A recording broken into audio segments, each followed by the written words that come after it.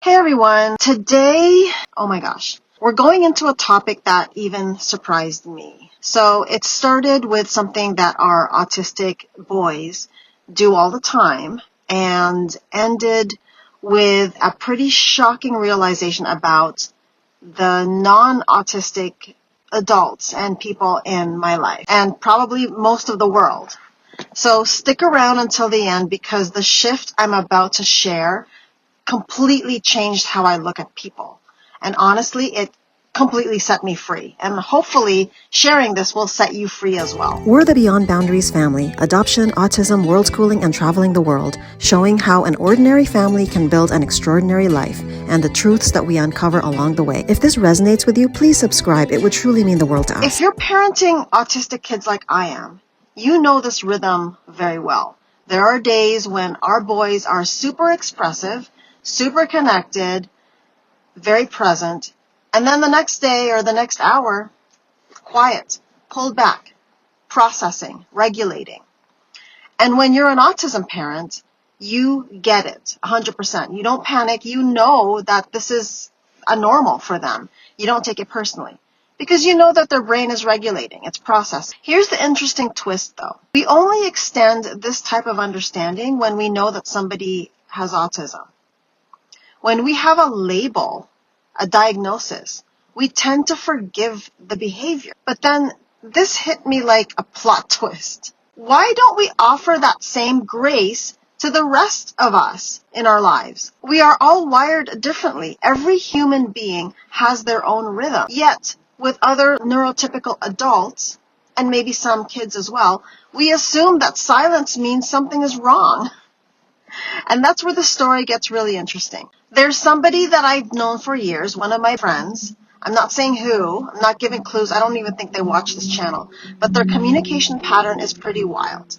They will send me long, vivid, animated monologues of everything happening in their world. Sometimes we'll have a conversation. Sometimes it'll be a few text messages. Kind of like a full-on Netflix episode in text form.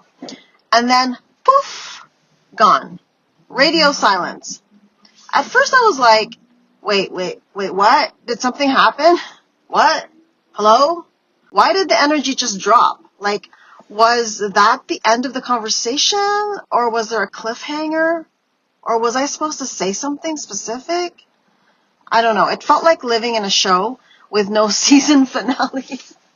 But stick with me because the twist that I'm about to share is coming. So one day it just clicked. Not in a dramatic moment, but more like a slow, quiet realization that rearranged everything. This amazing person that I'm speaking of wasn't being rude. I'm assuming they're not upset. I believe that they're not sending any messages through silence. This is just their wiring. This is their rhythm. This is their nervous system. It's kind of like my autistic boys.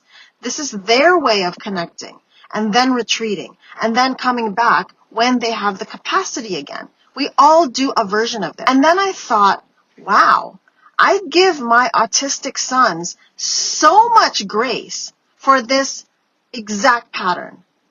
But I wasn't giving any adult or any friend in my life the same kind of understanding. It wasn't personal. It was never personal. The exhaustion I felt wasn't from their silence. It was from my expectation that they should communicate like me.